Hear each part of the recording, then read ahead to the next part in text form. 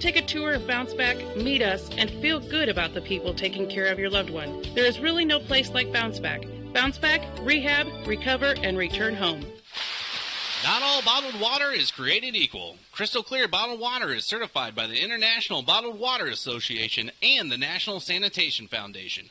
Both organizations require higher standards than the FDA, and that means a safer, better-tasting water for you and your family. Crystal Clear offers 10-ounce, half-liter, and 20-ounce bottles by the case, available for pickup and delivery. Check your bottle. If it doesn't say IBWA and NSF certified, you need to call Crystal Clear at 319-626-4660. Hi, I'm Peter Harmon, the food guru, here to invite you to Gray's, Iowa City for a special and memorable dining experience. We serve fabulous international food that's designed to be shared grazing style. Grazing and sharing is a fun way to experience many delicious flavors. And by the way, we also make awesome fresh squeezed martinis and classic cocktails. But don't just take my word for it. Iowa Press Citizen readers have voted us the best martini for the past 5 years. Gray's, Iowa City, you're gonna love it. For your commercial, industrial, and residential electrical needs, call Girard Electric. Girard Electric is your full-service electrical contractor, and if you're repairing or remodeling your residence or business or preparing for a new construction project, call Girard Electric. You can be assured that Girard Electric technicians are qualified, licensed, bonded, and insured. Call Girard Electric at 337-6434, your family-owned and operated business, and get service you can trust. Think about the last time you had your car worked on, the diagnostics, the suggested repairs, the service. Did you leave feeling good about the entire experience? If the answer is no, you need to call Harapot Auto on Rupert Road. Friendly and straightforward, Harapot Auto has a sterling reputation built over 30 years of service. Gary will give you his honest opinion on what repairs are needed versus what can wait. He'll figure out the best options for both your safety and budget. The next time you need a repair or routine maintenance, call Harapot Auto at 338-6223. If you're looking for a premier burger joint, then Teddy's Bigger Burgers on East Washington Street is just the place for you. Teddy's Burgers are ground chuck steak burgers, topped with only fresh ingredients. Teddy's Bigger Burgers looks and feels like an old-school burger joint that also serves legendary fries and malts. But let's get back to the burgers that come in 3 sizes, big, bigger, and biggest, that can be topped with Teddy's sweet and tangy special sauce. Teddy's Bigger Burgers in downtown Iowa City, where bigger really is better. The Sycamore Mall is now the Iowa City Marketplace. It's the home of Lucky's Market, Joann Fabrics, Four Seasons, the Hobby Corner, and much, much more. Lucky's Market features fresh organic produce, fresh meat and seafood, an incredible bakery, an amazing beer and wine selection, and so much more. Check out Lucky's Cafe with an incredible salad bar, signature sandwiches, fresh soups, and New York-style pizza so good, it'll make you talk with your hands. And you can sip and stroll. $3 glasses of wine and $2 pints of delicious craft beer while you shop. Check them out online at Lucky'sMarket.com for Lucky's weekly specials, including 10% off fresh produce every Sunday. The Sycamore Mall is now the Iowa City Marketplace. Live life, live healthy. Lucky's Market Sip and Stroll. Iowa City Marketplace, Sycamore Mall. From the Harty and Stalker Studios in the heart of the Hawkeye Nation, this is the mighty 1630 KCJJ, Iowa City. Harty and Stalker Jewelers, making memories, making moments. Here is your KCJJ forecast today. Mostly cloudy, headed to 35 for a high this afternoon. The wind out of the southwest to becoming northwest at 5 to 15 today. Tonight, mostly cloudy this evening, becoming partly cloudy late tonight. Our low down to 20. Tomorrow, mostly sunny, high of 32. And then on Wednesday, sunshine 42. By Thanksgiving Day, sunshine with a high right around 45. I'm meteorologist Sean Cable on the mighty 1630 KCJJ. Right now, it's 23. Weather brought to you by the Westport Touchless Auto Washes. AllHawkeyes.com brought to you by Premier Automotive in North Liberty in Adair. Call Premier. Mike's Lock and E-Keys for cars. Steve Anderson, Hawkeye Title and Settlement. GT Car and his crew at Supple Siding and Remodeling. Active Endeavors downtown. Also, Supple's Flowers, the home of 1-800-800-ROSE. Big Dog TV and Internet, serving all of eastern Iowa with Dish, DirecTV, Internet, and more. Don't call an 800 number. Call Kevin. Call local at Big Dog. 338-6600.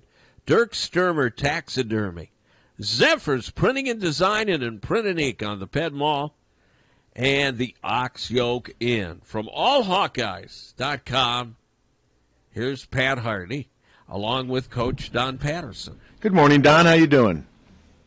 I'm doing well, Pat. How about you? Well, I guess it's hard not to be happy after this past weekend for Iowa in a number of sports, wrestling, men's and women's basketball.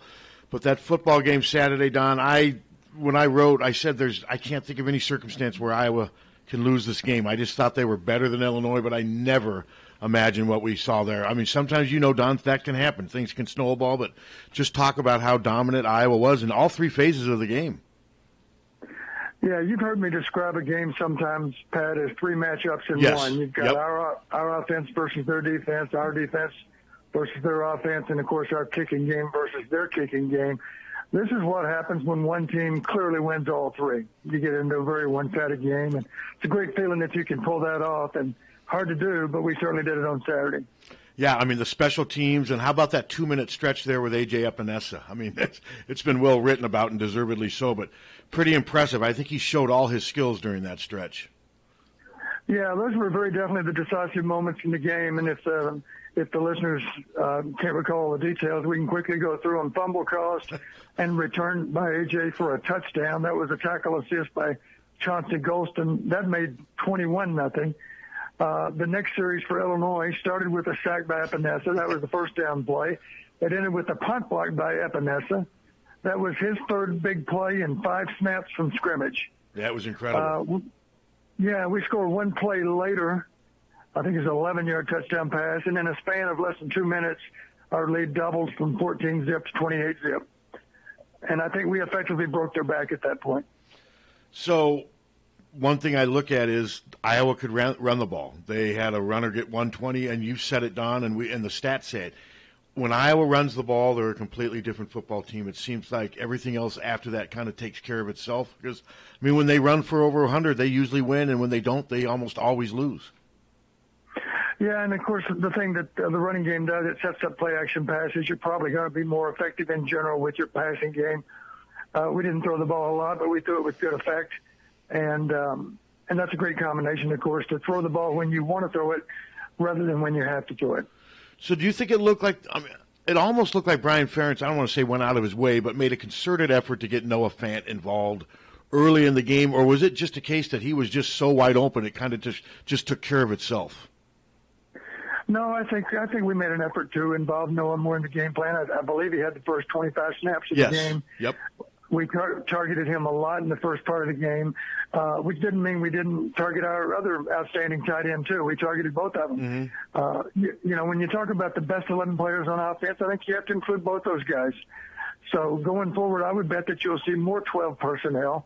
And when I say 12 personnel, of course, I mean 1 back and 2 tight ends. Sure. And that doesn't mean 2 attached tight ends. You're going to see Fan all over the place. You're going to see TJ not always lined up as an attached tight end either. Those guys can create a lot of headaches for any defense, and I'm sure you're going to see more of that particular personnel grouping. Well, what do you think Friday? Nebraska, I didn't think they could win a game like they did this past Saturday with defense. I mean, their defense had been a sieve. The only defense Illinois was the only defense ranked below Nebraska heading into this past weekend, and yet they hold Michigan State. I know Michigan State's got issues on offense, but to win 9-6 and to win a game like that, Don, I mean, what does that tell you? I mean, let's talk about this matchup because I'm really looking forward to it. Yeah, I think Nebraska's defense is certainly growing up a lot. They gained a lot of confidence against the Spartans. What impressed me, I wasn't aware until I read it here this morning, that all 3 of those Nebraska field goals came in the fourth quarter. I didn't realize that. I didn't realize that either. No. Yeah, that's according to somewhere I read that. Of course, probably a pretty significant win factor in Lincoln also on Saturday. But, to hold Michigan State without a touchdown, that's got to give the Nebraska defense a boost of confidence. And it'll be an interesting game. They're very explosive on offense, as you know. It's encouraging that Michigan State can hold them to 9 points. That's a good sign for us. Less than 300 yards. I'll say this about this particular game. Last weekend, Nebraska had the advantage of it being senior day. Last game at home. This weekend, that advantage swings to the Hawkeyes. Yep. And how big is that, Don? I mean, you've been in millions or tons of senior days. I mean, how much of an edge do you think that gives the home team? How much energy and what have you? I think it's a significant edge. I don't know what our record is in the last home games through all these years, but I bet it's pretty darn good. I'd be shocked if it's not. And a lot of people that might say, well, there's only 13 seniors, so don't tell me senior day is that big a deal. Here's what they don't understand. Those underclassmen, it is very important to them that they send the seniors out the right way on their last game in Kinnick. So I think senior day impacts every last player that's going to get on the field on Saturday. I know I saw one. It did not help Illinois, though. No, it did not help. We'll ask Don about Illinois later, but now I lost my train of thought. Well, speaking of Illinois, Don, I mean, I actually felt sorry for the Illinois players in the second half. I felt sorry for the few fans. It was dismal over there. I mean, Lovie Smith, I mean, I think he's going to – I know he's going to come back for another year, but, I mean, it's just what do you say right now if you're trying to encourage an Illinois fan right now? Well, talking about their senior day versus our senior day, their senior day had more than half the stadium empty. Yes. So, that's not really a great way to honor your seniors, is to have a bunch of empty seats, and they won't be that way this weekend for us. Illinois is in a tough spot. There's no doubt about that. They've been through a ton of coaches in a lot of years. Lovie Smith is an excellent football coach. Unfortunately, the coach doesn't get to play. So they still have issues. I think we were fortunate to play the game without Corbin. Corbin had just a few snaps and couldn't operate. He is a home run hitter for sure, better than their other backs. So I'm glad that he didn't show up, because that would have made it more difficult to shut him out. Maybe we would have shut him out anyway. Our defense was on a mission. The offense did a good job protecting the ball. We won decisively in the kicking game. So I don't know that Corbin would have made much of a difference. Maybe he would have given him a rogue touchdown in there somewhere. And then when you look at Nebraska, I know the weather, the last I saw the weather for Friday is going to be mid-40s and sounds like precip. Rain and what have you. Rain and wind could be a factor. You think that affects Iowa more or Nebraska more? I think that's to our advantage, and I say that just because they've got a couple of excellent receivers that can give them a lot of big plays. Martinez, as you know, is a good quarterback. I would say the advantage goes to us if the weather is extremely adverse. I think we'll be able to run the ball better than they, and of course we have that home field advantage we've already talked about. So, Don, how do you explain a Nebraska team that goes 0-6? And some of those games, they weren't even competitive. And then all of a sudden, it's just like a light went on, and now they've won 4 out of 5. Their only loss was a 5-point loss at Ohio State. How do you explain what's going on? Is it just at some point a team just gets it?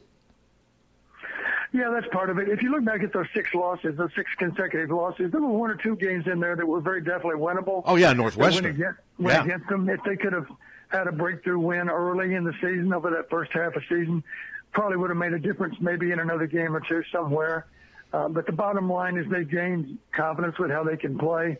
Those players that were inexperienced back in September now have a lot of game experience, and obviously if they're doing their job and their coaches are doing their job, which they certainly are, then you would expect to see significant progress from September to November. And I think we've seen that in Nebraska. They're playing better now than they did in the early half of the season. So what do you think are the keys to Friday's game? It's so weird saying Friday's game, but 2 or 3 keys from Iowa's perspective, things that Iowa you think has to do to win this game. Well, I think we need to outrush Nebraska. That's a good place to start. I think we need to win on turnovers. That's a great spot to be in. If we could just do those 2 things and maybe win on field position, I like our chances of doing that, because our kicking game maybe has a slight advantage over theirs. I think those things can make a huge difference. You need to run the ball in November, that's for sure. And I think we'll have a chance to do that and do it effectively. Yeah, no, they finally got that 100-yard rusher. I think there was a lot made out of that one, really. When you have 3 running backs, it sometimes makes sense that none of them get 100. But, I mean, just the rushing attack for Iowa right now, Don, it's at times it's okay, but if you had to kind of grade the rushing attack this year, how would you grade it right now going into the Nebraska game? Well, I don't have the luxury of watching the tape, of course. I'd say this about our offensive line. I think we've had more dominant offensive line play than what we've had this year. I'm not trying to beat up on the guys. I'm just being honest. I think they've done a good job. They're certainly not all those guys are destined for the NFL. They're good college players. They're not great college players. They've made good progress. I think they're making fewer mistakes as the season wears on. Our backs are good, but not great. Mm-hmm. We don't have those home run hitters that I referred to. Corbin as a home run hitter. Our backs haven't shown the capacity to go 60 yards on a single play. We've got any number of games in there that are 10 to 20 yards, and that's okay. You put a few of those together, and you're still in the end zone. But we don't have the big play potential in the running game with our backs that a few teams have. I think that makes it a little more difficult to run the ball for a lot of yardage. So we tend to 4 and 5 yard people pretty well, and that's a great way to play, because at that point you've got time of possession on your side. That's assuming you don't turn the ball over. Our guys have done a good job protecting the ball. The only exception you can think of to that, of course, would be the end of that Northwestern game. We had a couple of costly fumbles there down the stretch, but otherwise they've done a great job protecting the ball. And even then, I'd say I give Northwestern credit for doing a good job of forcing a turnover. There was an outstanding play by one of their defensive ends to force one of those 2 fumbles. So saying as far as a home run threat for Iowa fans to relate to, like a Ronnie Harmon or a Tavian Banks, is that kind of a fair? Yeah, exactly. Both those guys have the capacity to have 50 and 60 and 70-yard touchdowns. And we haven't been able to get that done. I don't want to put all that blame on the backs either. Some of that responsibility has to fall to the downfield blocking. The bottom line is when the ball does break down the field, those receivers need to get their blocks in every situation. Otherwise, of course, it's just a significant gain that's not into the end zone. So, Don, Adrian Martinez, he's young, but I've watched him have games where at times he looks unstoppable. I mean, other times maybe his accuracy is a little off, but just talk about what he brings to that Nebraska offense and what Iowa's going to have to do to contain him. Well, I think we're going to get in his head a little bit when he sees that Illinois tape. You talk about an impressive stat for a defense. I didn't realize this until I actually went back and counted it up this morning. Do you realize we had as many tackles for loss as they had first downs? We had 11 tackles for loss. I did not know that. I did not realize that. They had 11 first downs. That's significant. I'm actually considering adding tackles for loss into one of those analytical categories that I always take a look at. I've never considered tackles for loss as a great indicator for winning, but the truth of it is it probably is a pretty good indicator for winning. I think that's going to work on Martinez a little bit. It's safe to say we have an outstanding defensive line. He knows that. All those Nebraska linemen know that too. So we're going to be able to heat him up pretty well if we can get him into long yardage, and I'm sure we can. We're going to be coming after him at times. It's not going to all be a 4-man rush. You can bet on that. But the truth of it is, one of the strengths of our defense, we can bring significant pressure just by bringing 4 guys. We've proven that game after game. And a lot of that is A.J. Epinesa. He's something, Don. He makes the most. He's so efficient. He doesn't play all the time, but he's starting to play a lot more. It seems like whenever I look out there, he's out there. But just talk about how dynamic he is. It seems like he can do. He needs to get better against the run. I'll say that, but just his ability to get to the quarterback is special. Well, I don't want to. You're right. AJ's playing very, very good football for a young guy. I was going to give an analogy, but it's probably unfair to AJ to put him in the same category as this guy. Were you going to say Andre Tippett? No, I wasn't. We had a guy at Buffalo. Oh, we played okay. When we were at Buffalo, we played at Ohio State. They beat us that day. We gave them a good game, but they beat us. But there's not a single Ohio State fan that wouldn't tell you the best player on the field, bar none, was that defensive end from Buffalo. His name's Khalil Mack. I'm not saying that Epinesa is Khalil Mack just yet, but he has the potential to become a real force as a college football player. He's in the process of doing that right now. I think he's going to have a chance to get that done because he has an outstanding position coach that's going to be sure that AJ's head's screwed on straight. The truth of it is it'd probably be screwed on straight anyway, because I know AJ's dad really well, and Epi wouldn't have it any other way for his son to not just be an outstanding football player, but a great person. So I think he'll be able to handle his success really well going forward, in part because of Reese Morgan, and also because of the way he was raised by his parents. I was thinking about that last night about Epinesa. I'm like, yeah, and he's got Reese Morgan coaching him. It's just a real. And you said, didn't Khalil have Lou Tepper as his coach? That's exactly right. Lou Tepper is one of the finest coaches I've ever known. Khalil Mack, if you could talk to him right now, he would tell you one of the keys to his development as a college football player was being coached by Lou Tepper. Yeah, that would be quite the compliment. Don, I want to make sure I got this straight. So you just said that Iowa had as many tackles for loss, 11, as Illinois had first downs. Well, I know they had 11 first downs, and I just added up all the individual defensive stats under that tackle for loss column, and I came up with 11.0. Yeah, so do I. Maybe I'm wrong, but I don't think so. I'm pretty good at numbers. No, and Epinesa had 3.5 by himself. I mean, he had 3.5 times. You're right. No, that's just it was the kind of dominance. It almost seemed like Iowa was an angry football team. The players, some of them kind of agreed, but others didn't. But you know what I mean? It just seemed like Illinois was in the wrong place at the wrong time, that this Iowa team, after those 3 weeks of frustration, just kind of let it all hang out against an inferior opponent. You think that's part of what happened? They were just in store for a great performance, and it happened. Yes, I do. I think that was part of the whole equation. I think that's one reason we followed up a 35-0 halftime lead with 28 more points in the second half. Our guys were not going to take the foot off the pedal. I will share this with you. I think you'd find it interesting. I don't think Kurt would mind me sharing this with you. During the week, I know for a fact that Kurt knew that the halftime leader in all of Illinois' conference games had a perfect 7-0 record. The reason I know that is because I told Kurt myself that, and I just wanted to be sure he was aware.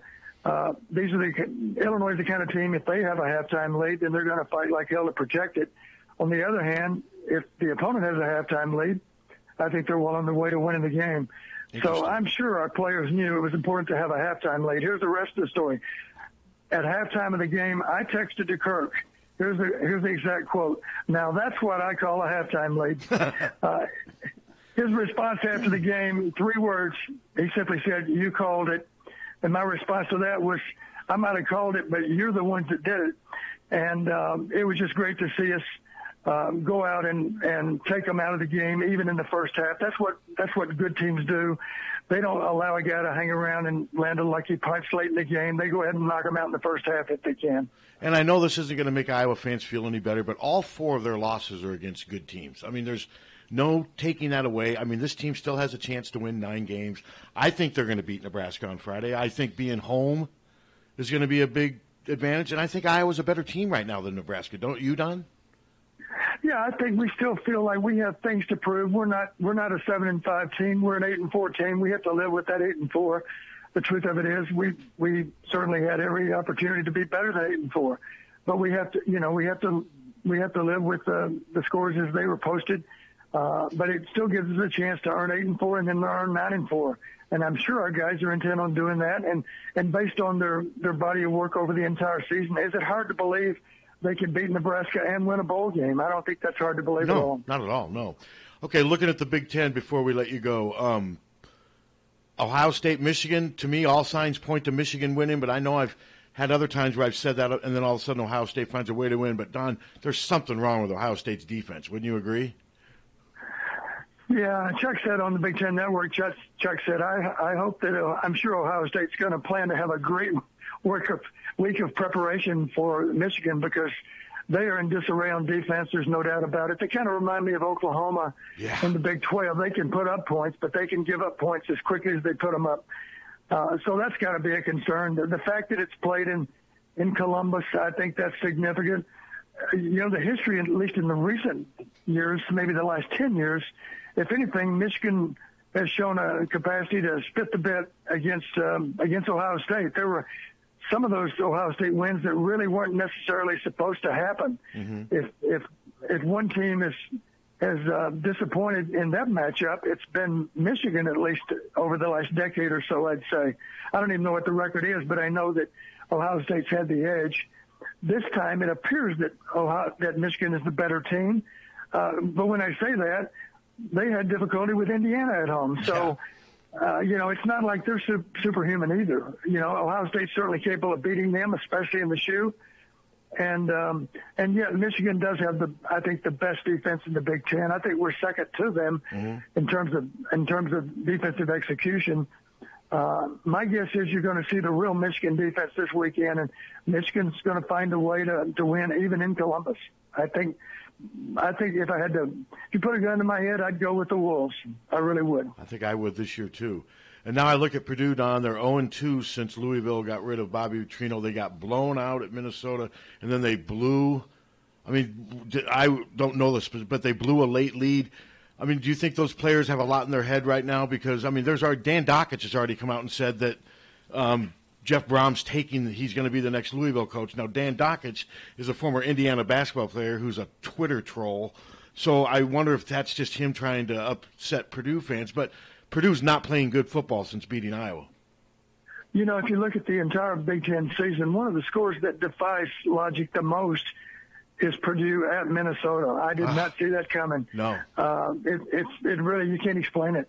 That's, I guess, one reason people pay to watch football games is you don't know for sure what's going to happen. You know, I think the fact that it's a game that it's a must-win game for both teams. They're both 5-6, I do believe. Yes, is that they right? are. Yep. Yeah, so winner gets a bowl, loser goes home. Last year, Indiana came out on the short end. I would expect that Purdue will find a way to beat them again.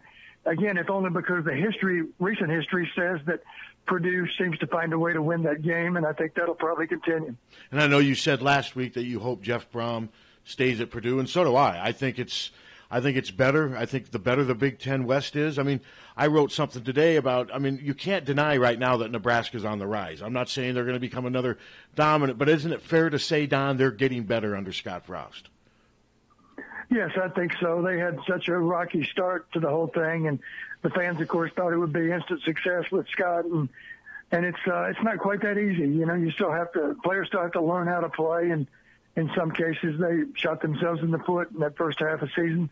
But they're correcting mistakes as they go. I do know they have an outstanding strength coach. He was our strength coach at Buffalo, and of course they have a lot of good coaches in place.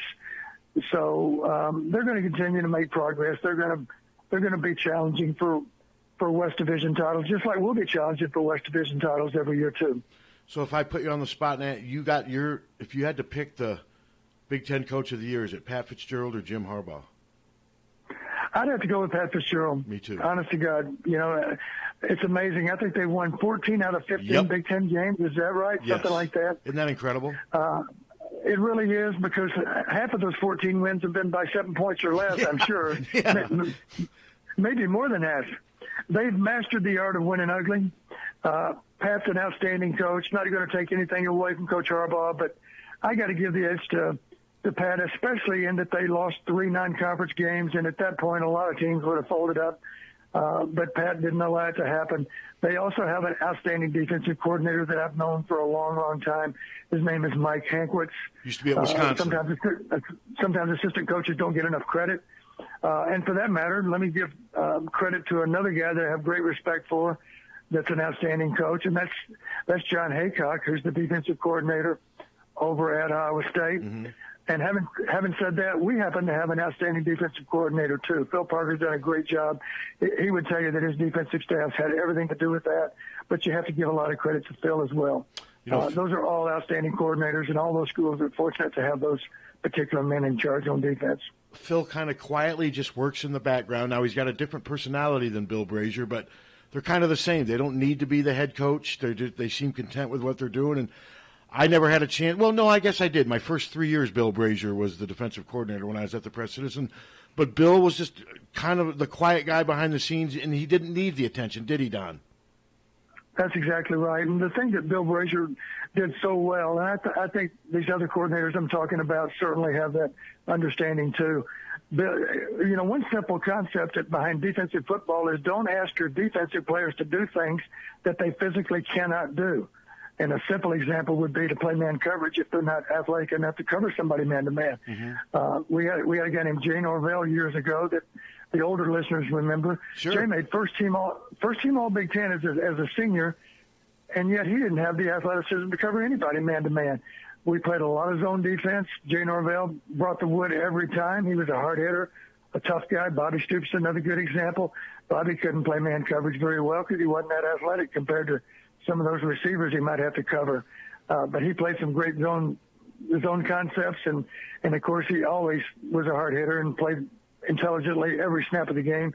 and that gives you a chance to succeed as long as your coordinator doesn't ask you to do things you physically can't do. You know, Don, Bill Brazier's kind of like John Streif. I mean, you can't find anybody to come close to saying anything bad about it. I mean, it's amazing how everybody has the utmost respect for Bill Brazier. Absolutely, absolutely. Every defensive player that ever played at Iowa would tell you nothing but good things about Coach Brazier. And I'm proud to have had him as a friend and a mentor all these many years. Bill had a lot to do with my starting coaching. Honestly, I don't know that Coach Fry would have invited me to come to Iowa, except that Bill Brazier told him it would be a good idea to invite Coach Patterson up as well. So, I mean, obviously it meant a ton to you that he believed in you and had the faith in you when you were young and still coming up. What is that? Just how did that change your whole life in a way? Well, what changed it a lot, when Coach Snyder got the K-State job, Bill told me that before it was announced, he said, I'm going to be the coach at Kansas State. I want you to come with me. And I said, I'll do that. It'll be an easy decision for me to do it unless Coach Fry gives me your old responsibilities. The next day, Coach Fry came in and said, Donnie, I want you to coach quarterbacks and receivers. And I called Bill up immediately, and I said, I'm not coming because I've got your old job, and I don't have your title. Carl Jackson became the offensive coordinator, but I still had the responsibility for coordinating the passing game. And that first year, I might add, we were not very good, in part because I wasn't as good a quarterback receiver coach as Bill Snyder. But I got better in a hurry. In '89, we were a losing football team. In 1990, we were back in Pasadena. And Matt Rogers one reason we were is the players got better, but that new quarterback receiver coach got better too, because I knew I had to get better. Otherwise, Coach Fry find somebody else to do it. It is a dog-eat-dog world out there, but no, you obviously did, because Matt Rogers made first-team All-Big Ten. You went to the Rose Bowl. Then in '91, you won. I think you made first-team All-Big Ten again, and you won 10 games that year. So, he did. That was a nice recovery. Right. Yeah. Well, listen, Don. Yeah, that was really. Oh, go ahead. I've got one thing. I thought you might ask me any regrets about the game. It's hard to find anything wrong with the way we executed our plan. That's why I didn't ask. One thing I will. Go ahead. Well, I can find one for sure. I don't know if it hit you guys this way. You remember the last play of the first half? We ran what Coach Fry always called a bummerooski. We ran an exotic, a trick play on the last snap of the first half. Mm-hmm. I don't know why we bothered. We're up 35-0. As soon as that play happened, I thought, I wish we'd have saved that for Nebraska, or maybe saved it for a bowl game. Good point. Because maybe 1 week later or a month later in a bowl game, that same Bummerooski would have gone for a touchdown and made a difference in the game. We didn't need that play at that time. I wish we'd have saved it. And the only other regret I can think of, one time, Kyle Gronewig had such a great day. 6 punt returns, 103 yards. But there was one punt. The ball had actually come to rest, and he took a chance to pick it up and run with it. He did. He really shouldn't have taken that chance. It worked out okay, but it was really kind of a bonehead play on his part. The ball was already at rest. He should have simply stayed away from it. We already had the game won. It was a risk that might involve turning the ball over. He took that risk, and it worked for him, but I hope he learns from it. Peyton Mansell threw a ball late into the flat. We were lucky that wasn't a pick six. There was a ball in the first half that Nate threw a little bit late. I remember which one. Into the flat that could have gone the other way, too. Yeah. So our guys will continue to learn with those mistakes. The beauty of those mistakes, I always like to ask, okay, you made a mistake, but what was the outcome of the game? Did it affect the outcome of the game? No, it didn't. Thankfully, I think it was that same corner both times. He couldn't quite make the play. So we dodged a bullet. We touched the stove. The stove was hot. We learned from it. We're a little less likely to throw the ball late into the flat next weekend based on this past weekend. And that's part of the learning process, of course, is learning from your mistakes.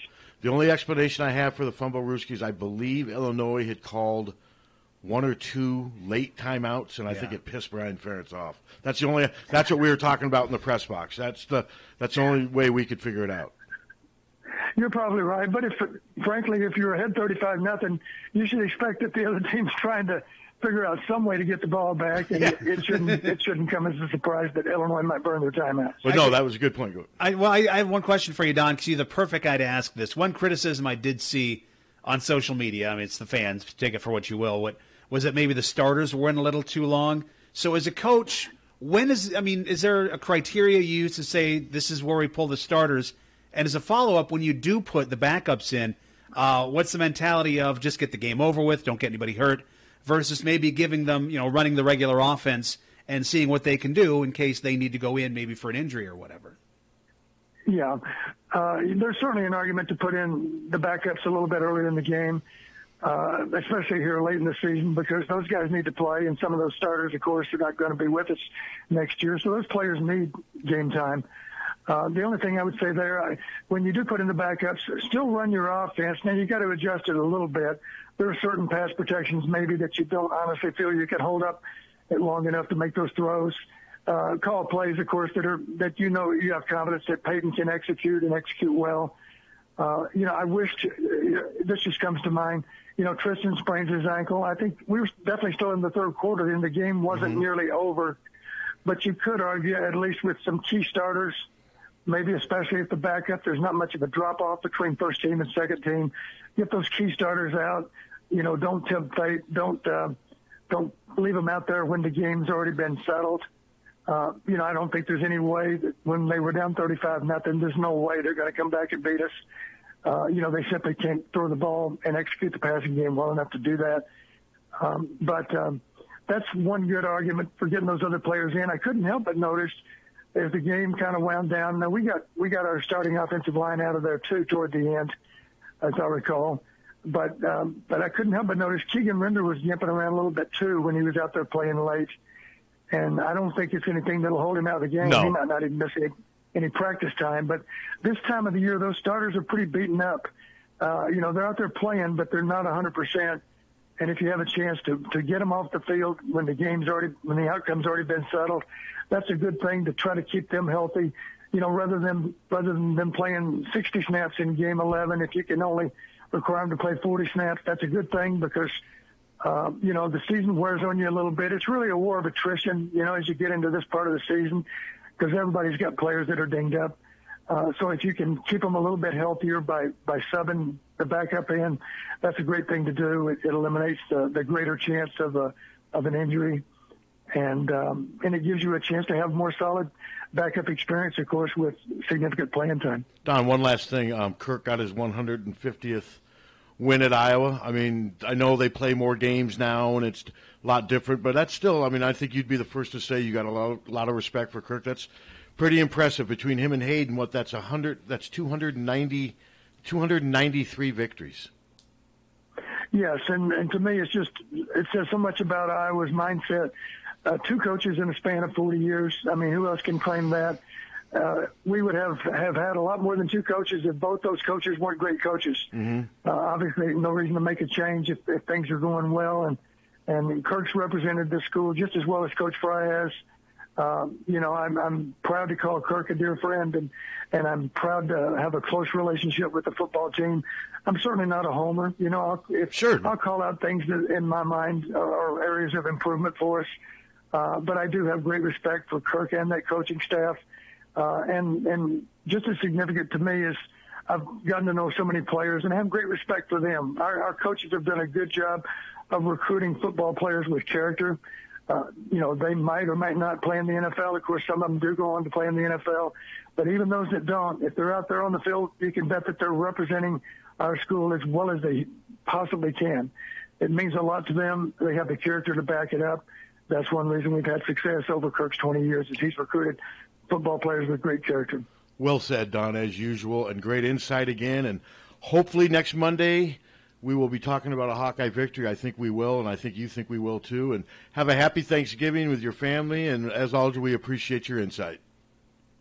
It's my pleasure, guys, and let's be sure we have a good subject to work with next week. I got to believe we'll find a way to beat them. It might be a game that goes down to the last possession, but I like our chances even on that last possession if that's the way it plays out. And the reason I say that is because you got a bunch of people wearing black and gold that are cheering long and hard for these players, and I promise you those players are aware of that fan support that we'll have on Friday. All right, Donnie, we appreciate it. Don. Thanks a lot. Pretty cool. That was 40 minutes. That was strong. Yeah. You brought it strong. I thought it was a question. He brought it strong. Good question. Thank Good you. question. Yeah. Back to back. Yeah. We don't need Suter, do we? No, we don't need Suter. Bring on Alabama. You texted me that. Yeah. But then didn't you also text bring on Duke right after the basketball game? Oh, yeah. And with the women, it's bring on Connecticut, right? Bring on Connecticut. And wrestling, or it's Notre Dame. Actually, they'll bring on Notre Dame. And then wrestling, it's bring on Penn State, right? The women will actually play at Notre Dame, who's number one in the national championship. Yes, that will. So be they will bring on Notre Dame. That will be a great test. I think Notre Dame's better than North Carolina Central, who the women beat 107 to 39. I think. Yeah. That's sad. And I thought the second half of the Illinois game was sad.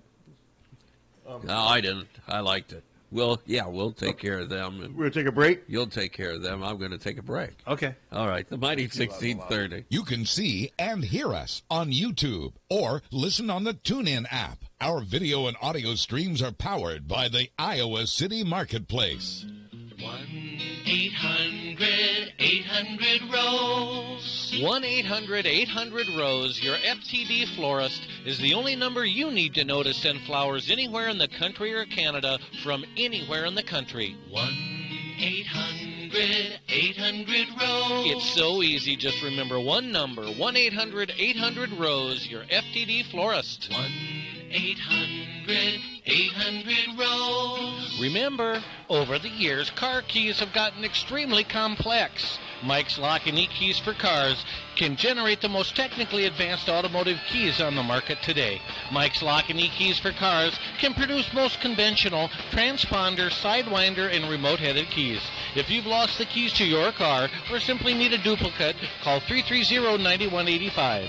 Mike's Lock and E-Keys for Cars has the technology to keep you on the road. Call 330-9185 and schedule an appointment today. We want movies. Hello, I'd like to switch to DirecTV. I want over 150 channels with HD DVR service and equipment fee included for one receiver. DirecTV. Package offers start at incredibly low monthly prices. Call now. Big Dog TV and Internet, 395-0800, or stop by and see us on Players Ferry Road in Cedar Rapids. Ends 8/31/18, 24-month agreement required, $35 activation, early termination fee of $20 per month for each remaining month on agreement. Equipment non-returned and additional fees apply. New approved customers only. Equipment lease required. Restrictions apply. Call for details. Active Endeavors is your travel and adventure store. Since 1986, their experts have been outfitting travelers with great apparel and equipment from Patagonia, Eagle Creek, Osprey, and more. And with winter coming sooner than you think, check out their wide variety of coats, boots, and winter clothing from Patagonia, Arc'teryx, Smartwool, Icebreaker, Sorrel, and Keen. Everything you need at competitive prices, spread out over 5 floors. Active Endeavors, under new ownership, same great management, and still locally owned. 138 South Clinton Street, downtown Iowa City. Hawkeye fans, you love watching the black and gold. You know Hawkeye Black and Gold. As a Hawkeye fan, there are no better colors than the Hawkeye Black and Gold. Hi, I'm Steve Anderson. When you're buying, selling, or refinancing your property, consider the green and white team, Hawkeye Title and Settlement. Give us a call at 351-8600. Hawkeye Title and Settlement. The team you love, the people you trust. My sister tells riddles and jokes a lot at the table. Everybody is focused on their food so much no one takes out their phone. Reboot Family Night at the Oxyoke Inn. Sometimes I order from kids menu, but sometimes from grown-up menu. I dunk my roll in the strawberry jam. The food makes everybody happy. I eat my mashed potatoes on the outside and save the piece in the middle with the most gravy for the last bite. Mom shares her potato pancakes with me. My sister likes the homemade chips. Dad's plate is always totally clean, even the gravy. He really likes the food. My grandma likes it at the Oxyoke Inn when we take her there. Families in everything they do at the Oxyoke Inn. We laugh every time we go there. We're happy. Just 20 minutes from Cedar Rapids and Coralville's Coral Ridge Mall. Strawberry jam is good. On an athletic team, you need team players, good athletes, superior equipment, and the best coaches available. In real estate, you need to have a good title and settlement team at your disposal. Hi, this is Steve Anderson. Whether you're buying, selling, or refinancing, you need quality title and settlement services. Consider the team at Hawkeye Title. Give us a call at 351-8600. Hawkeye Title and Settlement, the team you love, the people you trust. Car won't steer? Call Premier. Premier Automotive in North Liberty offers full-service mechanical auto repair work in addition to being Eastern Iowa's most trusted name in auto body repair. Use Premier for all your auto repair needs. Brakes, oil changes, air conditioning, diagnostics, transmissions, or preventive maintenance. Whether you hit a deer or your car won't steer, see Premier Automotive in North Liberty. GT Carr, owner of Supple Siding and Remodeling, offers service and quality that is unmatched in the area. At Supple Siding and Remodeling, their trained professionals will install and guarantee the products used in any size job done, regardless of the project. Supple Siding and Remodeling will stand behind their quality products and installation with exceptional customer service.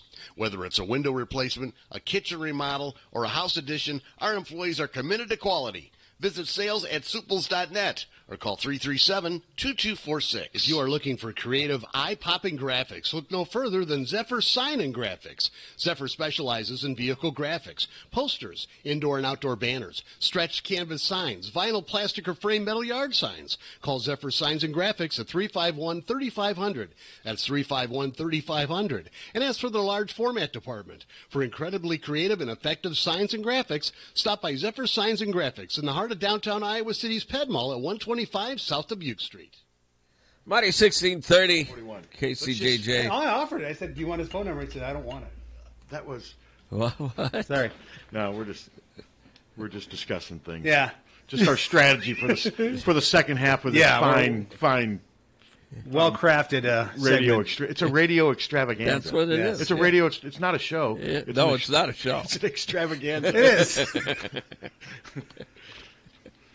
Oh God! What time do the top 25 rankings for basketball come out today? Usually, late morning, early afternoon, around noon or so. Okay, I think Iowa will be ranked. I think so too. And then it'll be treated like the moon landing. I've seen a lot of people who vote say this is going to be my ballot. It'll be just. It'll be Bring out Duke. Final four. But think about it though. Think about where the interest in Iowa basketball was a week ago. Oh yeah. And now they win 2 days now. Kentucky. I don't know if Kentucky's good enough to deserve Iowa right now. Kentucky's got some issues. Where's the Final Four? We can book our tickets. Yep, right now, and you could all week long. We'll do all Hawkeyes from the Final Four. Yeah. We're that confident. We'll book it so early they'll give us a good discount. But no, I mean it was 2 good wins. Don't get me wrong, but now Connecticut's not very good. I mean, but they still have that name, Connecticut, and they beat Syracuse. They did, and Syracuse has got real issues. But the win over Oregon was a good, impressive win, and I guess beating Connecticut is better than beating Savannah State at home in front of 4,000. Yeah, I mean, there's a lot of teams that haven't beat anybody on yet the this computer. year. So yeah, those are 2 good early signature wins for them, and now interest is high. And I think they're going to beat Alabama State. I think they're going to beat Pittsburgh. That means they'll go into that stretch of what is it? Wisconsin, Michigan State, Iowa State. Yeah, Northern Iowa 6-0. I mean, they'll be. The next 2 weeks are going to be pretty fun. Hello. Hey, it's lonely old Grandpa Dirk. Hey, Dirk. Dirk. Still reveling in the beatdown of the dirty, stinking, cheating Illini. If they're cheating, man, they ain't doing very good at it. No, they're not. Hey, did you guys hear that A.J. Epinesa was named the co-defensive player of the week in the Big Ten? Yeah, because someone from Minnesota had a really good game, didn't he? Yeah, Blake Cashman, linebacker for the Gophers. Yeah, I'm looking to see. I'm sure it's probably already been the Big Ten or Iowa's probably already tweeted it. But that's released it at 9:30. Yeah, here it is. Yep, here it is. That is well deserved. I mean, he was very good. I mean, he made a huge impact and swung that game. I mean, the game was a little slow before he did that little flurry. I mean, you're like, God, Iowa's going to win, but let's go. Let's get this going. And then, boom, he answered that. Wasn't that just an amazing 2 minutes of football where he just dominated the game and the Illini team? Yeah, I mean, I noticed on TV it was right in front of his dad. They just pan up a few seconds, and his dad's right there. Well, they had about 150. Plays, They had about 150 family and friends from Edwardsville. His mom arranged it. So, and like he said, I guess no better place to do this other than Kinnick, and it was a great moment for him. And I love what they have going at the defensive end, and they're going to have to play well on Friday because Adrian Martinez challenges defensive ends in so many ways. He's so much. I mean, Nebraska's a way bigger challenge on offense than Illinois. Plus, in fairness to Illinois, their best player was out. Not that it would have made a difference, but it would have made a little bit of a difference. Their home run hitter was out. Illinois' problem is their quarterback can't throw. He's just so inaccurate. Well, and it looked like the Illinois players just gave up. Well, I think eventually when they looked up and it was 42-0. Yeah, what are you supposed to do? And you got like 17 fans up in the stands. I mean, at one point, and I tweeted this, Iowa had 56 points. I saw and that. Illinois had 42 students in the student section. So Iowa was winning that. So they were winning good. that by 14. It was sad, man. I actually found myself feeling sorry. I don't feel sorry for Lovie Smith. What was Southern that? Justin just called. I wonder if he wants it right. He wants your number, but we're Tommy's. Wait a minute. He said he didn't want your number. I didn't give it But to Tommy's him. going to say your number out loud here a couple don't do down that. the stretch.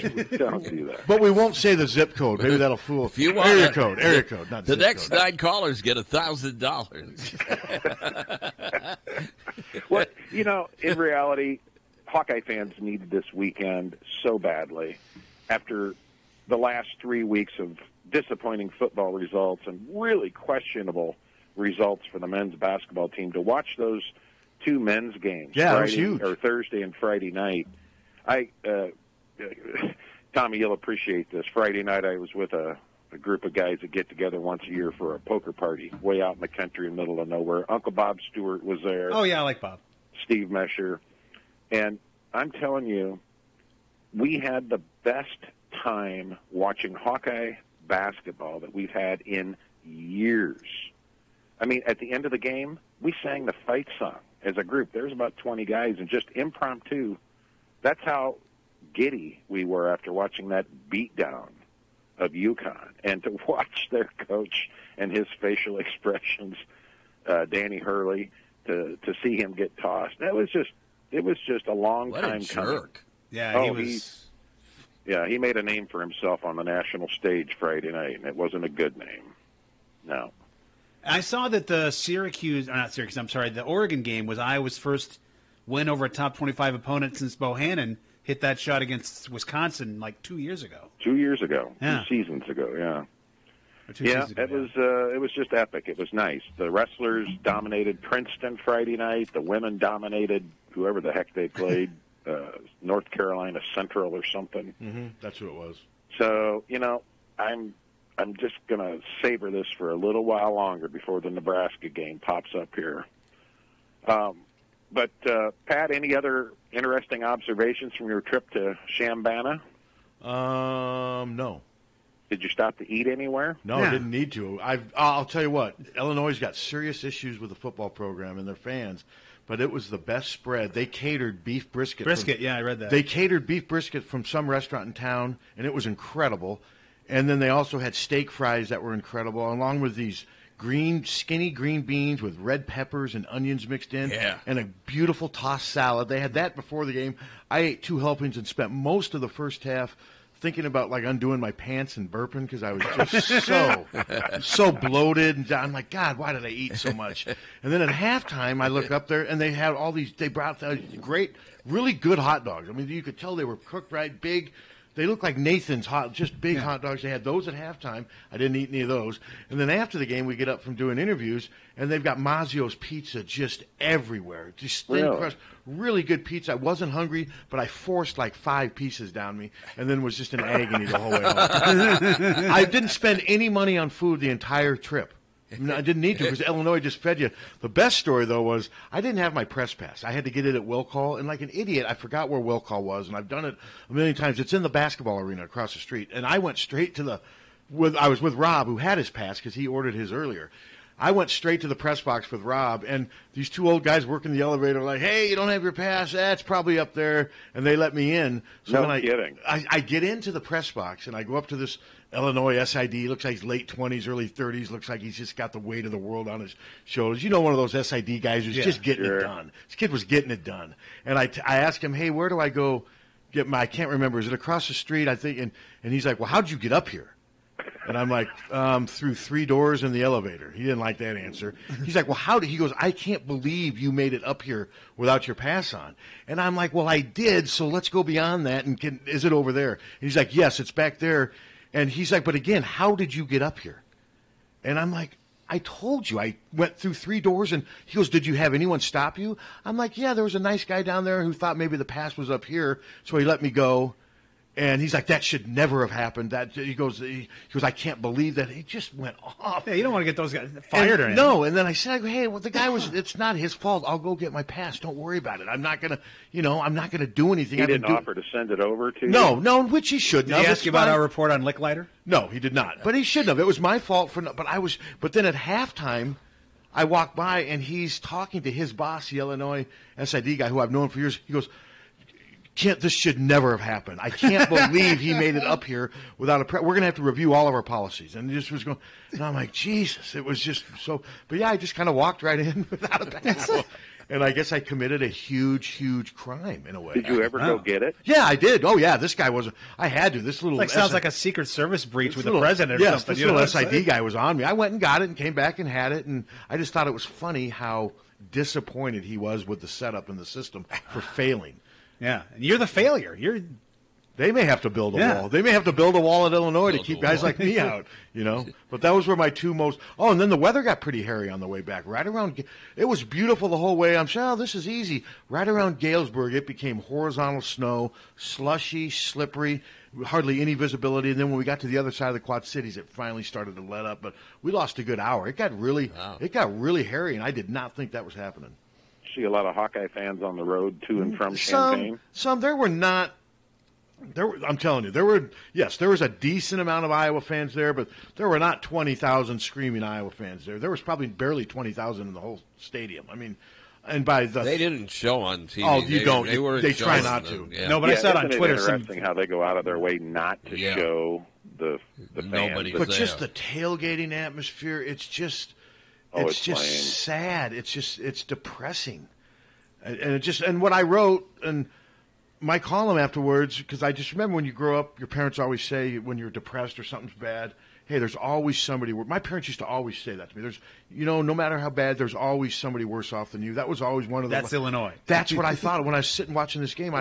That was the lesson my parents taught me. Iowa fans, as bad as those 3 weeks were, yeah, they sucked, and it does suck that they don't have a chance to win the division. I get all that, but you go over to Illinois and it kind of puts everything in perspective. Iowa fans still have it pretty good, even though they don't want to admit that right now because they're frustrated with what could have been. But you know, Dirk, I mean, think that Illinois football is Iowa football in the 70s right now. Well, yeah. I felt I was kind of feeling bad for Levy until Steve Anderson posted a picture of him next to Grady from Sanford. I saw that picture. That was hilarious. Yeah, he does. And I don't feel sorry for Lovey.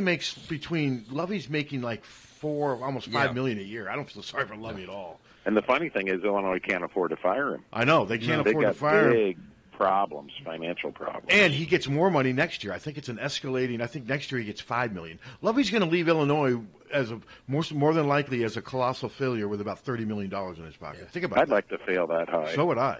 I mean, Licklider left Iowa 10 years ago as a colossal failure with $6 million in it. Think about that. Yeah. But no, I mean, it was a good answer by Iowa. Now, one problem it did, everyone's like, this just shows me we should have won those. No, you can't look at it that way. You can't, just because you pounded. I mean, Illinois pounded Minnesota. You can't do the 6 degrees to Kevin Bacon type stuff. You just can't. Iowa lost 4 games to 4 good teams. And that's unfortunate. But none of the losses they have are against teams that are bad. This Iowa team is really good at dismantling mediocre to poor opponents, but it hasn't figured out a way to beat good teams. And I still wonder if Nate Stanley's thumb isn't bothering him. I don't know if you felt the same way I did on that first pass of the day. I think maybe 2 weeks ago, but they pretty much said Tuesday. Well, that ball got deflected, and I know. I mean, they even said Tuesday that it's not an issue anymore. It hurt him for a little bit the game after, but no, I don't think that's it. Nate that lineman just happened to stick his arm up there, and the ball got deflected and it got intercepted. But there was never a part in that. I did get a little impatient midway, late first quarter when you just kept waiting. When is this going to happen? And it did. And it happened on defense and special teams. And like Don Patterson said, they beat them in all 3 phases, and that's what you shoot for every time you go out to play is to win all 3 phases, and they did. I thought Noah Fant's comments after the game were interesting when he said he expects to be back. That's not. I'll be stunned if. But in fairness, Dirk, what's he going to say? I don't know. I know that was the register. They waited around to get him alone, and then they're promoting it like they got some big scoop. What's he going to say when there's another conference game left against his home state school? Yeah, I'm leaving for the NFL. I mean, did he say I expect? Because that he always didn't leaves say a little leeway, anything. too. He didn't say anything to tip his hat either way. But Yeah. I'm 99% sure he's gone. But why ask him that now? But then they promoted it like they got their big exclusive, just because their guy hung out in the back with him until everybody was gone. But I just wouldn't have. I don't think it's fair to ask that kid with another game left. No. But that's the register. They can do whatever they want. I don't care. But that's what that was, Dirk. It was just, he basically answered. He didn't tip his hat either way. But what's he going to say? I mean, what's he going to say in that situation? Yeah, I'm gone after Friday. I mean, I've seen guys say different things, but essentially say the same thing. He's, we'll cross that bridge. yeah, when he we did. come He to it basically or didn't something. say anything. My problem is the timing of the question. Why ask it with another regular season game to go? But that's the register's got to be on the forefront, breaking the news. Yeah. I just thought it was an unfair question to ask this kid under the circumstances, especially with it being Nebraska coming up on Friday. Yeah. But whatever. He didn't Well, tip it's his a hat. big game for Noah Fant. Yeah, and he had 116 yards and 2 touchdowns against Nebraska last year, and he only caught 3 passes. He may have only played 7 snaps against Nebraska last year. I don't remember. I wasn't counting. But the because, fact that he had a bunch of stats, nobody counts the snaps when you have stats. Yeah. So we'll see. No, I think they're going to get Noah involved, and I think Iowa wins, but I think it's going to be a fun game because I do think Nebraska is going to score some touchdowns, although Michigan State held them to below 300 yards. Michigan State's defense is good. Michigan State's offense is a travesty right now, and they're injured. That was an ugly game to watch. Sounded brutal. The interesting game to watch was, both games. Michigan and Ohio State's games were interesting. Indiana put up a hell of a fight against, a pretty dang good Michigan team. Yeah, and Maryland had a running back who ran for almost 300 yards and got 2/3 of it on 2 carries. Yeah. But you just knew. Ohio State always seems to win games like that. They just, and you just had a feeling that they were going to do it. I give Maryland credit for going for the 2-point conversion. Absolutely, and they had the game won. That receiver was open, and the quarterback just didn't didn't execute. So no, we shall see. Yeah. Well. All right, thanks Dirk. for having Coach Patterson on today. Always. So you Love don't hear want what us he to has give out your say. number online? Or I on the wish air? you wouldn't. Okay. I wish you wouldn't. All I'll right. be glad to meet you. I've got it here. Captain said he thought you wouldn't care, but Yeah. I'll meet Southern Justin at the Kinnick Party House this Friday before the game. You know what you should do? We should send Southern Justin to the Kinnick. Do you think Dirk should headbutt him though? Just right after meeting? Yeah. As hard as he can, just to kind of No, but I do think we should send Southern Justin to the Kinnick House. Well, that's where we're going to there's tailgate. a chance it'll be open this Friday. They look to be pretty well done. All right. Yeah. Yeah. Well, we'll So- promote Now the that. basketball team's good. They can party there for basketball. We will too. promote the Kinnick House the rest of this show Wednesday and Friday, right? Yeah. See you Well, we won't later. be here Friday, but Yeah, we won't be here Friday. Oh, that's right. We're not. Thanks, Dirk. No. Well, what are you going to do? Go to 9 to 10 and then Oh, try that's to get right. over Yeah, the there's a stadium? game. It's 11 o'clock. Yeah. Yeah. No, we're done. We're done at 9. At 9. Molly's coming in at 9. On Friday? Yes. So you're coming in from like 5 to 9? Yep. How about on Thanksgiving? Thanksgiving. We'll be here in the morning. 5 to 10. Who, you and... He's got reservations. Yeah, what about got Hunter? reservations. Hunter's gone. Hunter's gone all week. for a week. What about Suter? Suter What about will be Suter? back tomorrow, I think. Yeah. What about Richard? What about Rich? Richard will be back tomorrow. Hello. Hi there. Hey, I got a question for Pat. As I was watching the game in the second half, I was getting antsy for Peyton Mansell to come in, and they finally brought him in towards, I think, the first quarter. I'd like to know, the thing is, he threw a pass that should have been a pick six right away, but then he led him to a touchdown. Could you tell me how many snaps you think he had, and I'll shut up and listen. Well, he got in with late in the third quarter and played the entire fourth quarter. Snap count, I'd be guessing, but he got at least 3 or 4. And then they had Spencer Peterson at the end. I think he got at least 3 or 4 possessions, and it was good. But the game was just so out of it. I don't know. It was good just that he got in. Yeah, he did get in late. I looked up and I thought it was like 2:40 left in the third quarter, and they put him in. So as far as I'd be guessing, maybe 20, maybe 15 to 20 snaps. I mean, this is weird how snap counts are a big thing now. Yeah. Do you know something though? It's Well, especially weird. that meaningless, you know. Gonna be a snap count song by the Clash. Don't sing. Yeah. It's weird that, Ferentz always likes the team to score something, the opposing team. I mean, I don't think no. Kirk enjoyed the shutout. He told us. I understand Kirk would that, love. that's what I was. Don't make him out to be about. Mother Teresa. Kirk would love to shut out everybody. Yeah. Seriously, you're not. But I don't think they could have. I mean, Kirk's not the kind of guy that's going to run up the score or whatever. Yeah. But no, and he put in reserves and what have you. But Kirk likes shutouts. His defense loved that shutout. He could have put in Regina, and they still couldn't have scored. Maybe not this year, Regina. Yeah. Now you can say that as a Regina grad. Yeah. You've earned the right to say that cheap shot. So that was Tommy that said that. They were not as Regina good this people. year as they've been in previous years. I don't think that's a horrible But thing. you know who was? How about those Maroons? Oh, 6 in a row. They don't know how not to win state titles right now. Hello. Hey, Chris in New York. How are you guys? Hey, Chris. Hey, Chris. Hey, how are you guys? Good. I have never, I don't want to be the wet blanket, but I have never been so underwhelmed by a 63-0 blowout victory ever. And Okay. I think it was just the quality of the opponent, the fact of where the season went, and it could also be the fact that Verizon screwed me and I couldn't watch the game live on TV, like every Big Ten network channel where I am in New York. At least you're not an Iowa State fan. Well, Verizon had me off the air, off my phone line for 4 days after I paid my bill, so I feel your pain.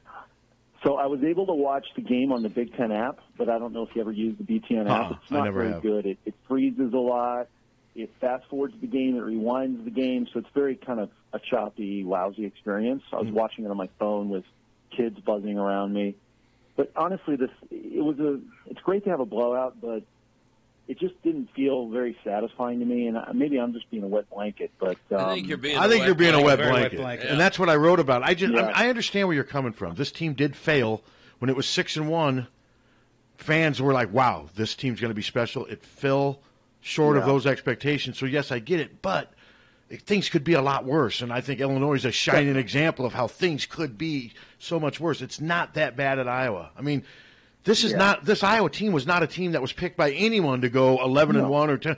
Only we people in Iowa picked this team to be that good. This team ended up being what most people thought it was going to be. And I know that's tough, but we all got carried away when this team was 6-1. People comparing it to the 0-2 team, and everyone bought into it, and that's the problem with buying into it too early. myself included. I thought 8-4 before the season, and then after the start, I thought, wow, they're going to go 10-2 or 9-3. I kind of did the same That's just thing. not the reality. No. You mentioned the guys at the Register. I like them. They do a good job, but they really are a little bit too cheerleady for the team, in my opinion. They really talk up the team, and they were even on their podcast that dropped after the game on Saturday night. They were talking about making comparisons between this team and the 2008 team, and how, if Iowa finishes strong, this could be just like the 2008 team that leads into a great 2009 That's what they do. season. They constantly. And that's their stick, which is fine. That's their thing. It's just weird that it's coming from a newspaper. Yeah. You'd think it would be more like a Hawkeye site, but it's a newspaper. But times are different. I now. actually had a good conversation with Jeff Johnson from the Gazette about that last night on Twitter about the hyperbole you see from a lot of the beat writers these days. Things are different now. It's a completely different atmosphere. And a lot of it also has to do with who's in those positions, too. I mean, the one guy, and I'm not knocking him, the one columnist for the Register grew up here. He's one of the biggest Iowa Hawkeye fans I've ever met in my life. Let me read this Randy Peterson headline, by the way. This is my favorite. Leistokow used to work with me at the Press-Citizen, and he loves the Hawks. He worships the Hawkeyes. Randy Peterson is the beat writer for the Iowa State for the Register, and he wrote, "It's okay to mention Brock Purdy in the same sentence as Tua, Murray, and Greer." Yeah, see, that's just the Register. I used to love the Register. They've just become way too much of a cheerleader site for me. And I used to love Mark Hansen. Mark Hansen was off on his own. Nobody had ownership over Mark Hansen. He wasn't the Hawkeye columnist. He wasn't the Cyclone columnist. He was the Register's columnist. And he was out on his own, and his opinions were his. Now, it's the age we live in. I'm not necessarily criticizing him, because a lot of people want that. A lot of people want cheerleading, and they want positive stuff. And you're right, though. I mean, that's kind of how they do it. I will say they do get a lot of good access. I mean, they have an interview with a coach every week. Yeah, and we don't get that access here, and the reason they get that is because, the reason they get that access Well, the reason they get that access on Wednesdays is because they're trying to promote their brand in Central Iowa. This was prearranged because other media people have complained about that. Why do they get an extra access to an assistant coach later on after Tuesday when nobody out here does? And we were told it's because they're worried about Iowa State. They're worried about losing the brand edge in Central Iowa, so they go to which is fine. I just don't like the fact that the Register now uses that to write an extra story, and they always promote it like it's an exclusive thing. And it's really not. They've prearranged all this stuff, and that's just. But that's been an issue, and I know other media people have complained about it. Why don't we get access to an assistant coach? Now, for us, I don't care because we couldn't have them on in the morning anyway because they're practicing. The thing that I've heard from radio people is WHO. At one point in time, iHeart was saying, "Well, why don't we do Iowa State and flip it off to the other station?" And they were told if they do that the network's going to pull and go to independence. But the Iowa State brand is growing. It's growing huge in Central Iowa, and this is kind of Iowa's way of saying, "Hey, we're still here," and that's kind of. But that's why they've got that. So that's why they've got. That's the only other access they have. Like last Tuesday, Leistokow went and interviewed Chris Doyle for that radio show, whereas none of us had access to that. Now, I didn't read the article, but I'm sure it was an article saying that everything's great, the culture's fine, and everything's going to be fine, because that's right. What was that the article? I didn't read it.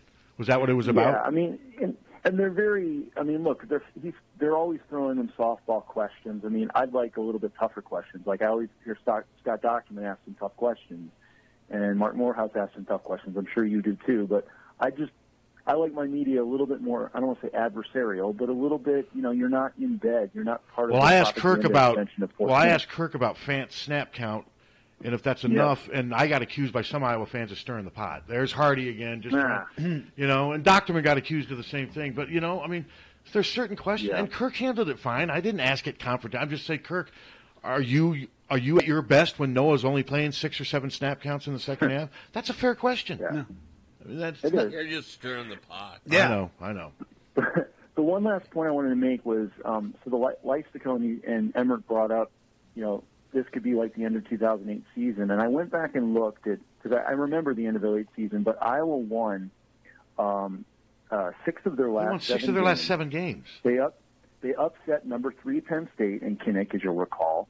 Then they beat Purdue, blew 55-0 Minnesota, then beat, a decent South Carolina team in the Outback Bowl. Mm-hmm. Had a Doak Walker Award winner. I don't really think, even if Iowa wins on Friday and then beats somebody, decent in a bowl game, and Kentucky or U.S. whoever it is from the Pac-10, if they go out to San Diego, I don't think this is going to be the same type of team. I agree. That they had in 2008. But you know what they're doing? They're trying to encourage, inspire, and please the fans. That's they're trying to give you a silver lining, which is fine. That's the way they choose to do things. Yeah. And that's their prerogative. That's their right to do it. Sometimes I'd like to have a little more objectivity, but anyway, let's hope for a win on Friday. All right, Chris, I agree. Yeah. Take care. All right, see you. I want to, before I forget to do this, this is kind of cool. This is cool for sports. The Paradise, California girls volleyball team had a championship game set for Saturday the 10th, but they lost all their uniforms and equipment in the fire. They still wanted to attend the game without any equipment whatsoever. Upon arrival, the opposing team, Auburn, made each of the girls' uniforms, purchased them new shoes and pads. Wow. Made them a meal after the game, provided each girl with a $300 gift card. Wow. Gave each girl a large bag of supplies and clothing, and presented them with $16,000. See, there's still hope in this world. Yeah. There's a lot more of that in this world than not. I mean, there's still way more good. Just sometimes we always kind of... Well, you concentrate on the bad. You do. I mean, you don't, like Norm Parker. You do. Norm Parker used to say, well, you guys don't write about the planes that land safely. I'm trying to think about, could you imagine writing a news story about a plane that lands safely? Well, same thing. You don't talk about, the radio stations where the phones are always ringing. Yeah. Just go. We never make jokes about them. That was kind of forced. Yeah. Whatever. All right, you're right about that. But no, and I don't want to knock the Register. They just have their way of doing things. No, and then you see on Twitter, you guys never ask the hard questions. I always see people getting I tweeted a couple weeks ago, it's amazing how all the best journalists never become journalists, but they become experts. They're great on Twitter. Oh, yeah. It's amazing how there's obviously something I could be doing better because I'm not for this job, because somebody on Twitter is way better at this job than I am because he keeps telling me every time I don't ask the tough question. Hello. Hey, guys. How you doing this morning? Hey, Dave. Good. Great show so far, Pat and gang. No, it was a good, solid, much-needed win there Saturday over there at Illinois, and I thought, we played as well as we played all year, probably in all three phases of the game. Each part complimented each other. That's what you want to see as a coach and as a fan, hopefully, and players too. But one thing I liked a lot, Pat, was then after Nate threw that hard pass, I didn't realize the lineman might have tipped it on the first series of the game. Well, it got deflected by somebody because it went driving up in the air. But I heard Kurt say it, and I think he's right. The defense set the tempo the rest of the game. I think Illinois had a penalty, but Iowa, I think, had a couple tackles for losses. Yeah. And they played assignment football all day on defense, which they did against Maryland.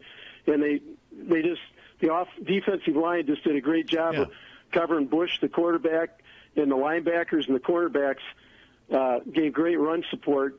It seemed like we were like Northwestern the week before. We had guys over there in the flats and on the edges every time they tried to attack, and it was just a great effort. And the secondary played super all day. I think, and I might have mentioned this last week or something, but I think, and I love Riley Moss and Julius Brents. They're going to be great young players, and they got thrown into fire baptism under fire for 3 weeks.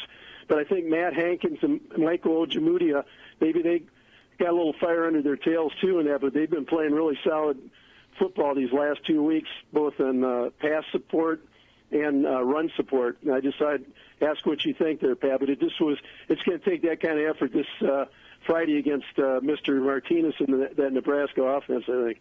Yeah, I mean, Matt Hankins was starting this season for a reason. I mean, he got hurt, and that's the only reason he was out. And Ojemudia, one that surprises me a little bit that he was back, because I thought Brents was playing well, but he's older. He's 2 years ahead of him in school. They're both playing well. Yeah, I think they're fine at the defensive secondary. And the reason they won Saturday, Dave, more than anything, they just dominated the line of scrimmage on both sides. And when that happens, you're going to win. Everything else kind of falls into place after that. They did what they had to do, and now they got it's a tougher challenge. Illinois is better than Nebraska is better than Illinois. Now, Illinois did have some success against Nebraska's defense. They ran up and down the field, but Nebraska scored 54 points against Illinois. So Nebraska can score. They're going to have to play the same assignment sound football that they played against Illinois against Nebraska, and I think they will, and I think being at home is going to be huge.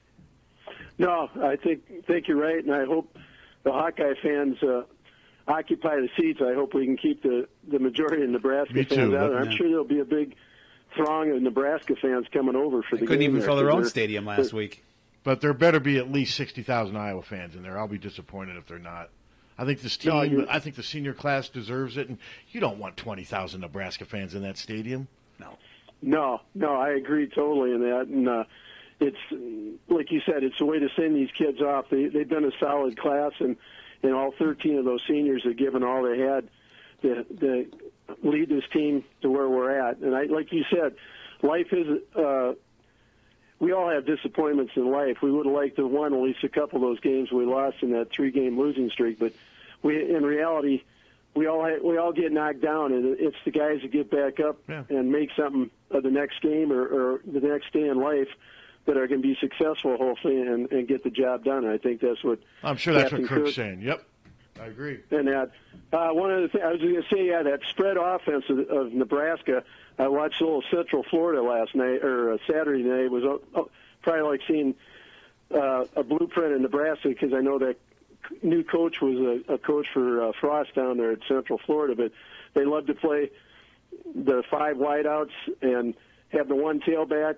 And Martinez he's like you said, the guy has a quick release, and we're going to have to play solid.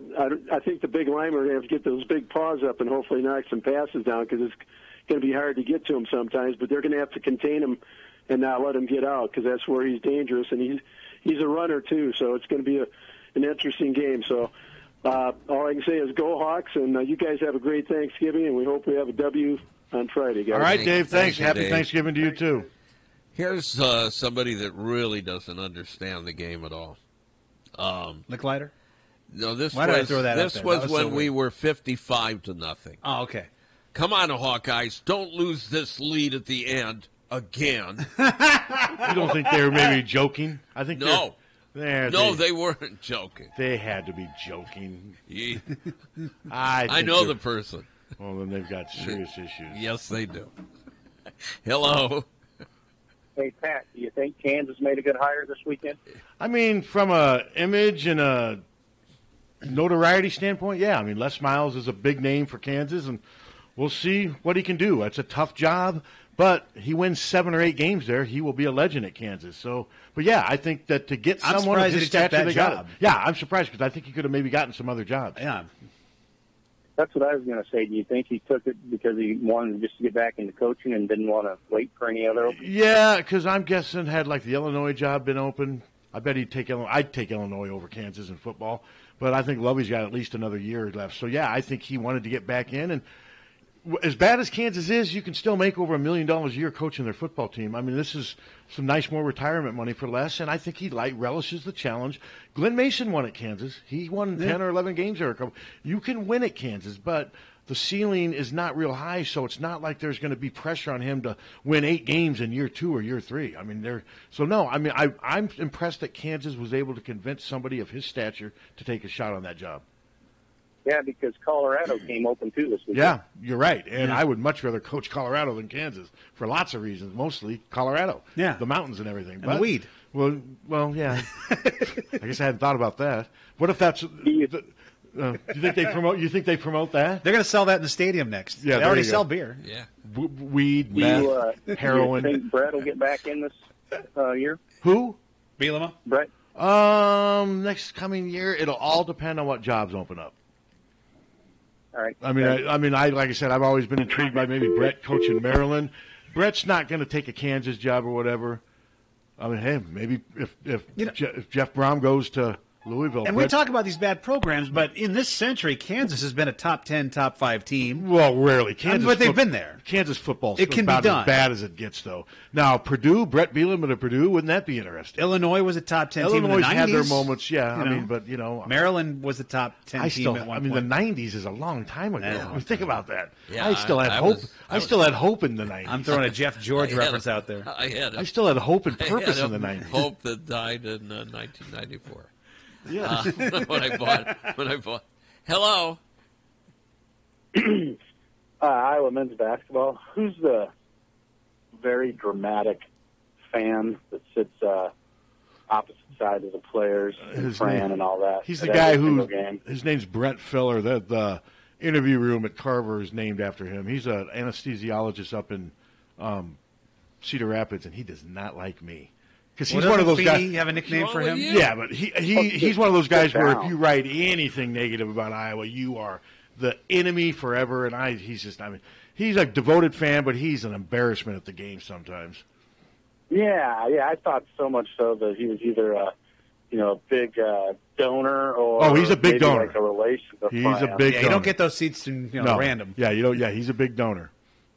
And then what did you think about Craner throwing that dunk down when we could have just dribbled it out? It was Against not UConn. the right thing to do, but I don't want to make a big deal. I Yeah. think he had maybe a little momentary lapse of reason. I think Bohannon was mad that they were still trying to double team him, and he threw the ball in to Craner. I think Fran handled it fine. I think Fran nipped it in the bud and handled it just the way it should have been handled. And Ryan Craner, I think he regretted it, but I don't think it's an indictment on Ryan Craner's character or anything. And I think Iowa nipped it in the bud and handled it perfectly. And then you had Michigan State throwing that last-second bucket in for no reason when they won by like 60. I did not see that. I did not see that. They could get up to 101 or something. The crowd was going bonkers. Well, maybe the crowd gets free burritos or something. Yeah, so no, Some I teams was not, do that. was not aware of that one. That and then the burrito lift should literally be the burrito press, considering that's what Ponchero's is their big thing is the press.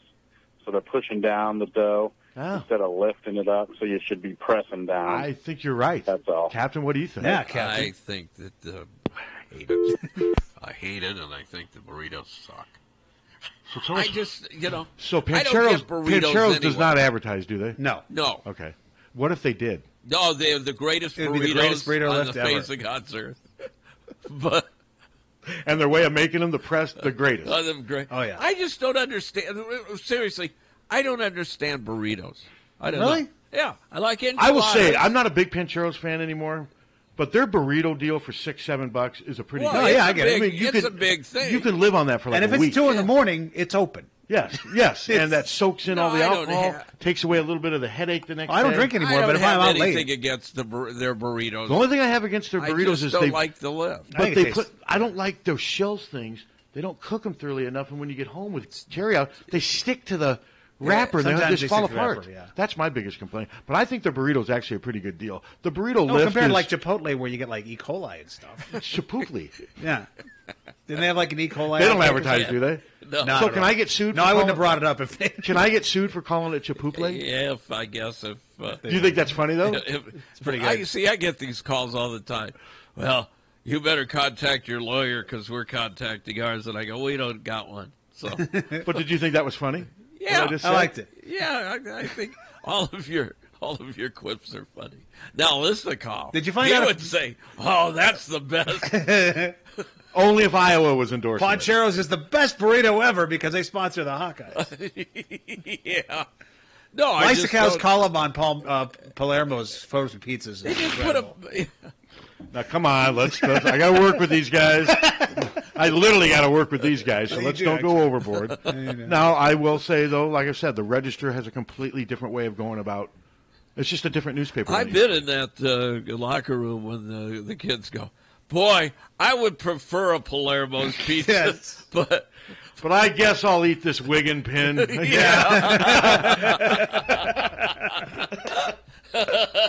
Yeah, you can force this Sam's pizza down me, but there's that frozen cheese Palermo. Try to take that out of my it's hands. like $1.30. Yes. It is. I went to the store and like you could get a Palermo's pizza for like $1.30. No. I mean, it's So what is the weather going to look like on Friday? Because I've seen, I know it's supposed to be in the weather. mid-40s. This is WeatherBug. You don't trust the one that I printed up for you this morning? It says rain. Everything I've and seen snow. says rain. Rain and snow before 8, then rain likely. But that's why I'm going to WeatherBug. Remember, it's 11 o'clock kickoff. Well, I'll go to Channel 9 then. We'll all look at different weather. What about Mace? Oh, what did Mace say? I don't know. Because I've seen nothing but rain, like high percentage chance of rain, and I just hope that's not the case. I hope it isn't either because I got pneumonia. Well, I think that may impact fans. Oh, it's already gone from a cold to pneumonia in the last 3 hours? Yes, Oh, it's pneumonia? The last 3 hours. It was a cold about 3 hours ago. It was. And I got pneumonia. Is it walking pneumonia or sitting pneumonia? It's sitting on my ass. Channel pneumonia. 9 says rain, a chance of evening showers. Okay, here's 10 o'clock Friday, 10% chance of rain. okay. 11, 10%. Oh, But they've all got it about 12, mid-40s. 10%. temperature-wise, 1, 20%. Oh, we're fine. 2 is 30%. Yeah, so We're fine, and it's in the 40s. So The moon weather- phase is waning gibbous, by the way. Okay. yeah, they don't Gibbous. even have the clouds raining until 2 o'clock. And then temperatures in the mid-40s, the weather should be fine. And it's 4 days away, too, so that can change. Things could change, but Yeah. no, I mean, the temperature-wise doesn't usually change that much, but that'll be nice, though. So the Yeah, weather won't be a mid-40s-ish. factor. Yeah. Yeah, I just hope they have a good crowd, and should. 'cause I think the crowd could make a difference in this game. I mean, I know there's still some Iowa fans that think that Iowa's just going to steamroll over Nebraska because they're thinking Nebraska's still the team that started the season. It's not. They're a much better team right now. Do you remember the last 2 home Nebraska games here, what time they were kickoffs? Weren't they? Were they 2:30s? I thought they were 2:30. Okay. Yeah, the last game here was 40-10. Remember that? Yeah. They destroyed them. That was great. Hello? Hi, I glanced at 3 models real quick, and it's an increasing chance in the afternoon and Okay. evening, but midday doesn't look like much. And Like temperatures in the you were 40s, all right? saying. Right, in the 40s. Cool. Yeah, that's perfect. Yeah. Can't ask for much more in late November than that. Mace coming through. Yeah. Mace. All right. Thank you, Well, I Mace. heard my name. I figured I better see what you're saying. No backstabbing. Just needing you for information. Yeah. Now, it's impressive that Pat was the only one that said, "Oh, let's check with Mace, the guy who does weather on the damn Yeah, station." these guys are going to their competition. Well, I Gee. didn't know that you were listening. Yeah. That is true. No, I'm the one who doesn't don't listen to catch the all station, Hawkeyes. not Mace. Yeah. Yeah, Mace. I wonder what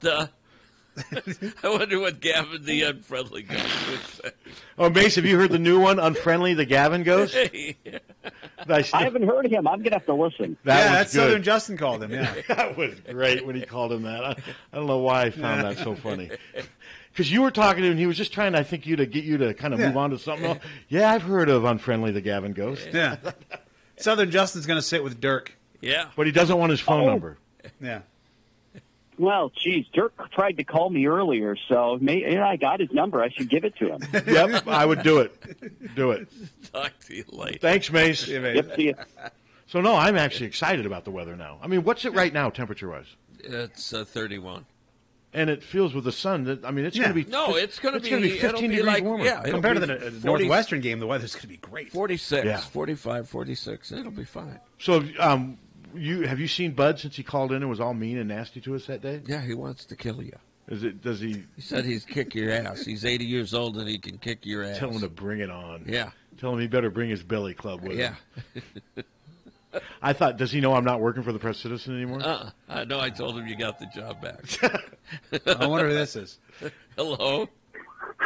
You know, I find it interesting that Pat and Mace were both talking. They're two of my favorite.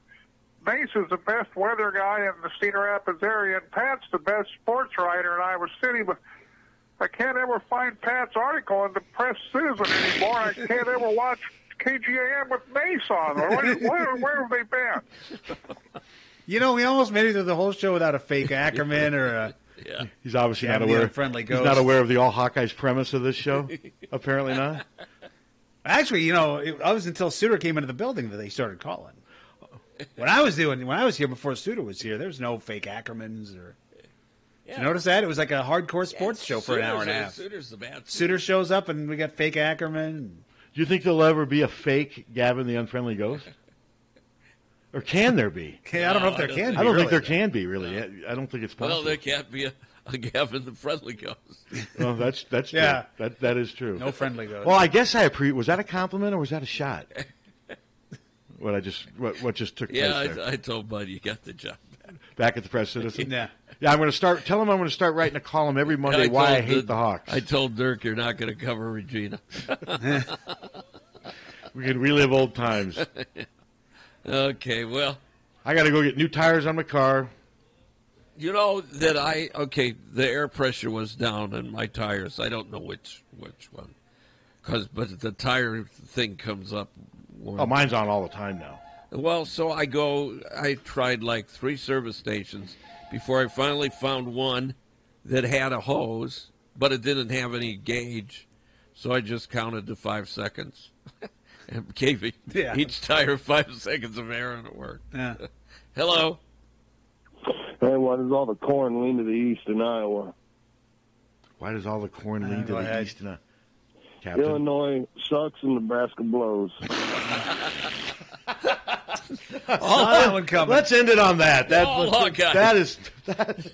about that? Yeah. Get your prescription, your subscription. Well, maybe prescription. Today. We're as close as your smart device.